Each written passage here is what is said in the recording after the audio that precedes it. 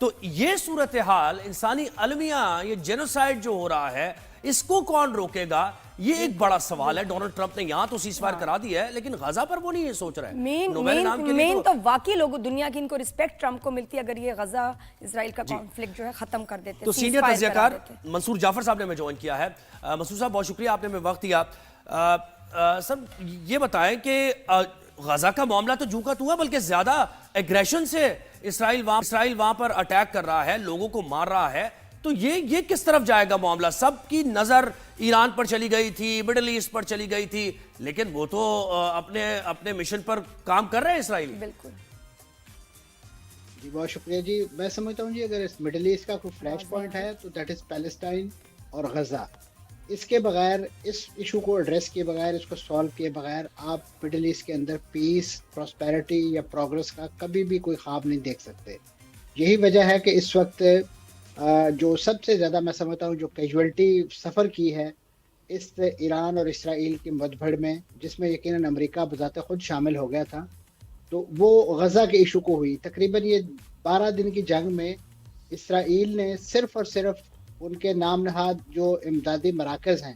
خوراک کے لیے، وہاں پہ جمع ہونے والے خوراک کے حصول کے لیے، کھانے کے حصول کے لیے تقریباً 600 لوگوں کو جو ہے 12 دنوں کے اندر جو ہے وہ شہید کر چکا ہے۔ یہ ایک بہت بڑا فگر ہے اور میں سمجھتا ہوں ایک لمحہ فکریہ ہے، اور یہ کوئی کمبٹنٹ نہیں تھے، کوئی لڑنے نہیں گئے تھے، یہ تو بیچارے اپنے جسم اور روح کا رشتہ برقرار رکھنے کے لیے وہ جو مٹھی بھر ان کو کھانا وہاں فراہم کیا جاتا ہے اس کے حصول کے لیے گئے ہوئے تھے۔ یہ سب لوگ اپنے ہاتھوں میں بالٹیاں اور مختلف برتن لے کر جاتے تھے، لیکن واپسی پہ لوگ ان کو اپنے کندھوں پہ ان کی لاشیں اٹھائے جو ہے وہ جو ایڈ ہے وہ بھی ایک ٹریپ تھا، یا یہ کہ ایڈ تو کیا، جو بھی بیچارے یہ جاتے ہیں اپنے اناج لینے، یہ ایک ٹریپ ہے، ان کو پتہ ہے کہ اوپن میں آئیں گے اور ہم ان کو جو ان کا نشانہ جو ہے کو بنا سکتے ہیں۔ جی اس میں وہ سارے نہتے ان آرمڈ ہوتے ہیں، کسی قسم کا ان کے پاس کوئی اسلحہ، کوئی حتیٰ کہ ڈنڈا تک کسی کے ہاتھ میں نہیں ہوتا۔ تو یہ بنیادی طور پہ میں سمجھتا ہوں اسرائیل کی ایک جو ظلم اور جارحیت ہے، اور اس طریقے سے اس وقت امریکہ کا اس پہ خاموش رہنا، اور یہ ڈونلڈ ٹرمپ صاحب کا وہ جو ابتدائی بیان تھا جب وہ صدر بنے تھے کہ میں جو نئی جنگیں شروع نہیں کروں گا، میں جنگ بندی کرواؤں گا، اور خاص طور پہ انہوں نے بڑا جلدی میں جو ہے غزہ کے اندر جنگ بندی کا ایک اعلان کروایا، وہ بھی ایک ٹریپ تھا کہ جس کے تحت فوری طور پہ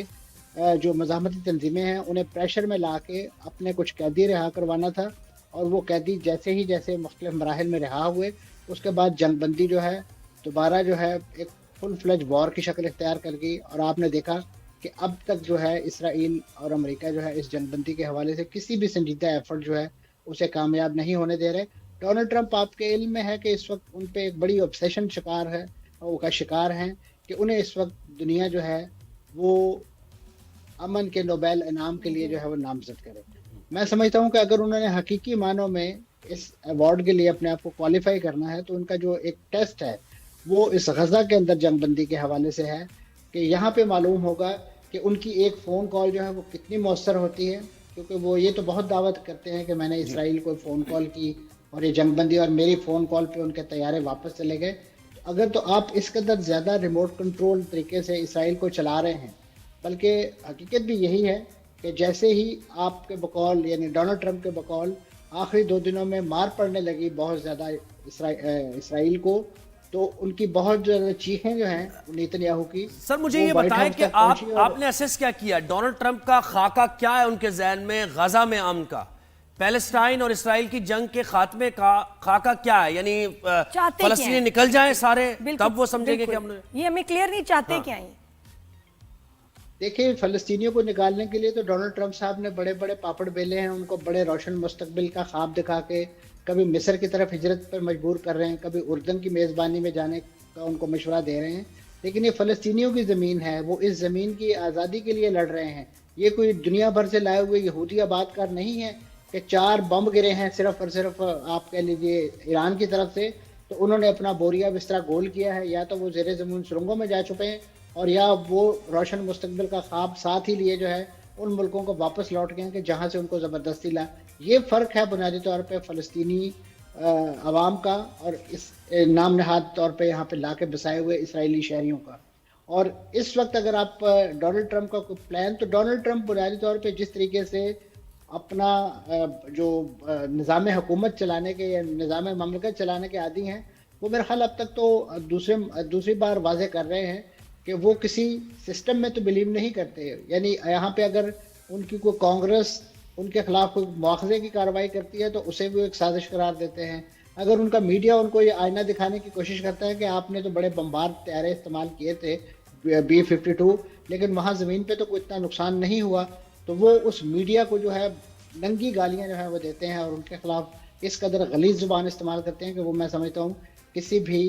कौमी टीवी नेटवर्क पे, इवन अमेरिका के नेटवर्क पे भी नहीं चलाई जा सकती। तो ये उनका एक अंदाज़े हुक्मरानी है। एक दिन पहले जो है उनको दुनिया का जो सबसे अच्छा और सबसे साफ शफाफ आदमी जो है वो एलन मस्क लगता है, अगले ही दिन उनको लगता है कि ये दुनिया का सबसे गलीज और बदतरीन आदमी सही है। बात है। तो इस तरह की मुतलव्वन तबीयत के सदर जो हैं, अगर आप उनसे कोई एक एजेंडा डिमांड करें या उनसे एक रोड मैप डिमांड करें, वो तो बेसिकली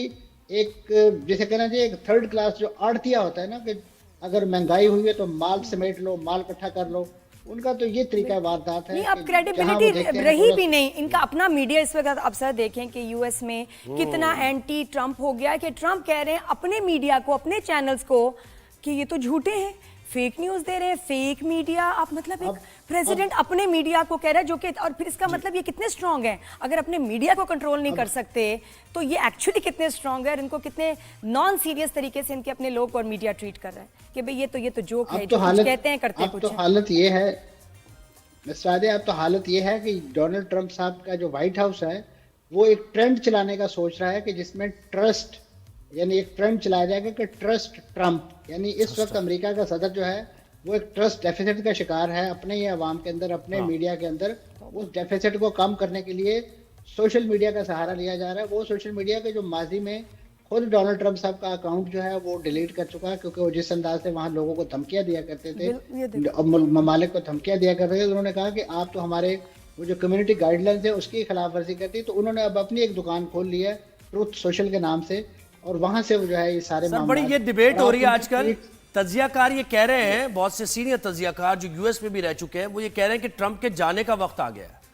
और वो इशू क्या बनाते हैं, वो ये कहते हैं कि ये जो न्यूक्लियर वेपन्स के बारे में दावा कर रहा है ना ट्रंप, और उनका मीडिया इसको डिनाई कर रहा है, तो यही इनकी इंपीचमेंट का बाइस बनेगा और यही अवाम में नैरेटिव ट्रंप के खिलाफ बनेगा कि आपने क्यों फिर इतना बड़ा हमला किया। अपना मीडिया बहुत खिलाफ हो गया है और वो परेशान है इस बात से बहुत।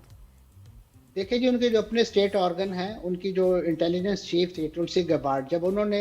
इससे पहले ये बयान दिया कि एक माह पहले बयान दिया कि हमारी जो इंटेलिजेंस रिपोर्ट ये कहती है कि ईरान के पास जौहरी हथियार नहीं है, बिल्कुल, तो उन्होंने उस रिपोर्ट को भी मुस्तरद कर दिया। अब दोबारा जब उसी इंटेलिजेंस रिपोर्ट ने जो लीक हुई है बुनियादी तौर पे, जो कांग्रेस को सबमिट की गई है और वहां से मीडिया को लीक हुई है, उसमें जब कहा गया कि इस वक्त है वो एक मुख्तलिफ मौक़िफ़ पेश किया गया, तो डोनाल्ड ट्रंप साहब जो है उस रिपोर्ट को दुरुस्त मान रहे हैं। यानी एक रिपोर्ट जो उनके मौक़िफ़ के खिलाफ जाए उसको वो दीवार से दे मारते हैं, और दूसरी रिपोर्ट जो है उसको वो लहरा के जिस तरीके से वो अपने दस्तखत वाली फाइलें इंतहाई भोंडे अंदाज में अपने एग्जीक्यूटिव ऑर्डर साइन करने के बाद दिखाते हैं। तो ये उनका तरीका है हुक्मरानी, ये तर्ज हुक्म। ये दुनिया मकाफात अमल है ना, ये बाइडन को जिस तरह ठट्ठा किया करते थे उनकी उम्र के हवाले से या उनकी ज़हनी हालत के हवाले से, तो आपने लेटली देखा होगा खुद भी 2 बार जहाज की सीढ़ियों से ठुड्डा खाते हुए बिल्कुल ऐसे। जी अच्छा, मुझे ये बात बताएं कि इसराइल के बारे में जो बयान ट्रंप के आ रहे हैं ये भी बड़े हैरान कुन है। यानी ऐसा कभी नहीं हुआ कि यूएस प्रेसिडेंट ने ऐसे बयान, उन्होंने कहा कि इसराइल ने बड़ी मार खाई है आखिरी दिनों में और नेतन्याहू ने मेरी बात नहीं मानी है, मुझे बड़ा इस पर गुस्सा है। तो ये जो इसराइली लॉबी फैसले लेती है यूएस में, क्या आपको लग रहा है कि यहां भी दूरियां कुछ हो रही हैं?